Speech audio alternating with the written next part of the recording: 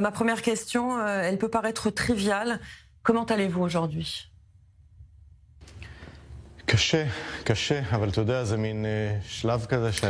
C'est dur, très dur. Mais vous savez, là où on en est, je me dis que c'est peut-être très difficile à dire, mais il faut malheureusement s'y habituer. Je ne comprends pas pourquoi cela prend autant de temps, mais lorsqu'on voit les images, les vidéos de ce week-end, et en ce qui concerne Alon, en janvier et février, avec la libération des autres otages, on avait compris quelle était sa situation. On les a bien vus. On sait que depuis des mois, c'est la situation. Depuis 5 mois, on sait que physiquement, ils sont dans cet état parce que aussi, on nous a raconté qu'Elon était dans la même situation, qu'il se trouve dans un tunnel à 40 mètres sous terre, qu'il est blessé, ne voit plus de l'œil droit, il a aussi des éclats de munitions et il a été opéré par un jeune de 19 ans avec une aiguille et un fil sans véritable traitement médical, et depuis Alon survit de cette manière.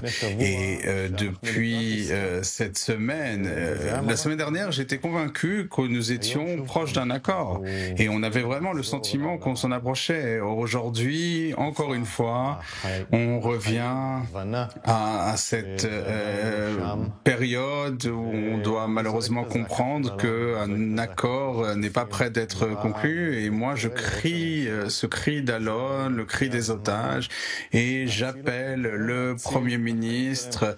Il est temps. C'est aujourd'hui le moment de sauver leur vie. On le comprend bien. Il faut sauver leur vie.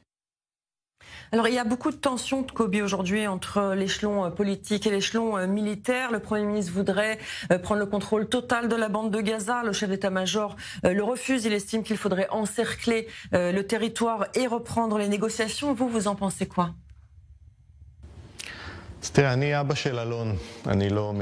Écoutez, moi je suis le père d'Alon, je ne suis pas un politique, je ne suis pas un militaire et je n'ai pas de décision à prendre. Celui qui doit prendre les décisions, c'est le Premier ministre. Et moi, en tant que père d'Alon, ce que je dis, c'est j'ai besoin qu'il revienne, j'ai besoin qu'on sauve Alon. Je comprends que cela ne pourra se faire aujourd'hui que par un accord. Je ne sais pas exactement comment se déroulent les négociations. Mais ce que je dis, c'est qu'après tant de temps, je dis au Premier ministre et je dis aussi aux responsables militaires, faites tout votre possible pour sauver Alon. Je comprends que c'est quelque chose de compliqué, qu'il y a des décisions difficiles qu'il faut prendre. Il faut faire preuve de créativité, mais j'espère qu'à l'heure même où nous nous parlons, qu'il reste encore un endroit avec une table de négociation et que malgré tout, on continue à dialoguer pour essayer de trouver des situations. Parce que nous savons, et on l'a vu par exemple au Liban et on l'a vu en Iran, en fin de compte, chacun de ces conflits se termine par un accord.